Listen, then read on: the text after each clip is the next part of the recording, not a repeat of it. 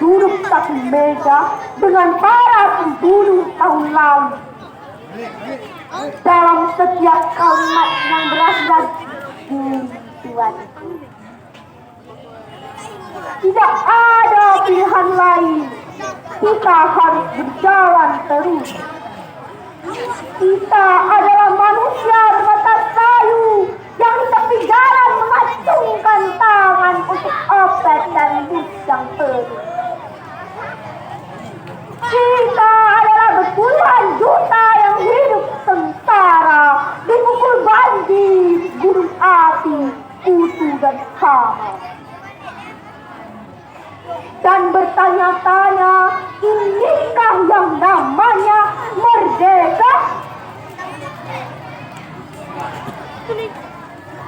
Kita yang tidak punya kepentingan dengan 1000 suara dan 1000 pengeras suara yang tanpa suara.